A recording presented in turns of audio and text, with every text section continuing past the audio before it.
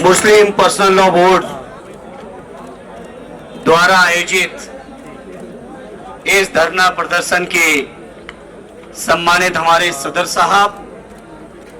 आड़े मौलाना खालिद साहब और सभी संगठनों के, मैं समझता हूं सभी हमारे सम्मानित पूरे देश में जितने बड़े बड़े पर्सनालिटीज हैं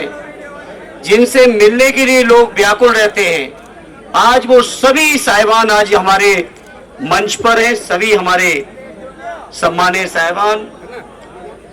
आरडी अवधेश प्रसाद जी सहित, चूंकि वो सीनियर बहुत है हम सबसे, सभी सम्मानित हमारे सांसदगण और इस कार्यक्रम में आए हुए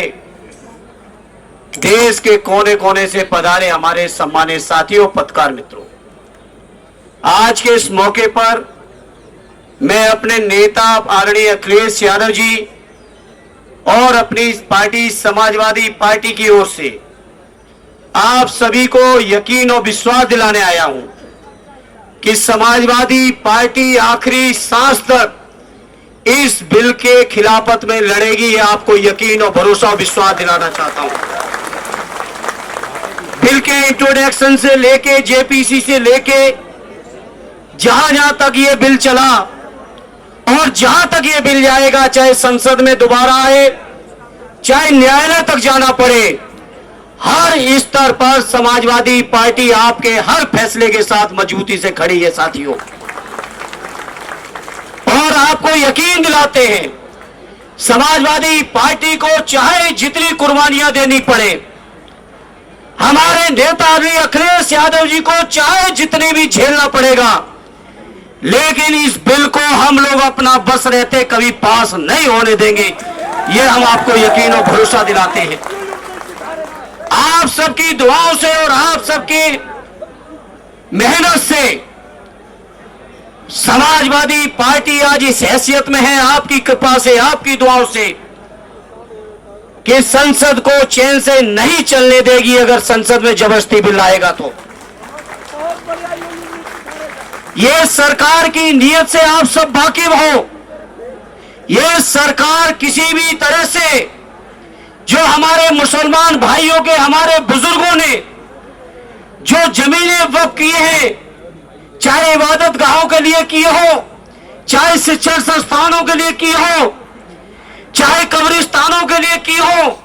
चाहे समाज के और तमाम जरूरतों के लिए की हो,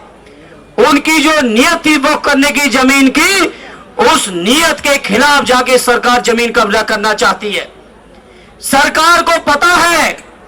कि रेल और रक्षा के बाद अगर सबसे ज्यादा कहीं जमीनें हैं तो हमारे वक्फ बोर्डों के पास हैं।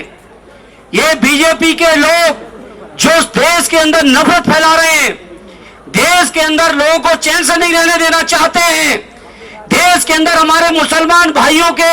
हर स्तर पर हमला कर रहे हैं, चाहे उनके शिक्षण संस्थान हो, चाहे उनका रोजगार हो, व्यापार हो। अब तो हद हो गई जब उनके द्वारा वक्फ की हुई जमीनों पर भी इनकी नियत है। तो मैं आदरणीय अखिलेश यादव जी की ओर से, समाजवादियों की ओर से आप सबको यकीन दिलाता हूं, हर स्तर का संघर्ष करेंगे, इस बिल को वापस करा के छोड़ेंगे। यह मैं आप सभी को यकीन और विश्वास दिलाना चाहता हूं। मैं आज के इस मौके पर मैं सलूट करता हूं देश की आवाम को। हमारे उत्तर प्रदेश की जो सरकार थी, देश की जो सरकार थी, इसकी नियत नहीं थी कि होली और जुमे के दिन कहीं अमन चैन रह पाए। लेकिन मैं सलाम करता हूं देश की आवाम को कि लोगों ने जो भाईचारा, जो मोहब्बत, जो आपस में एकता प्यार दिखाया है, उससे सरकार की नियत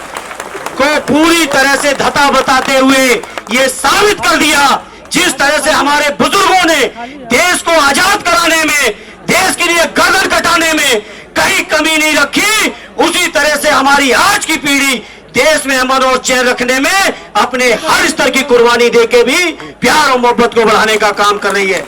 इसलिए आज इस मौके पर चूंकि बहुत सारे लोग आए हैं, हम ज्यादा समय नहीं लेंगे।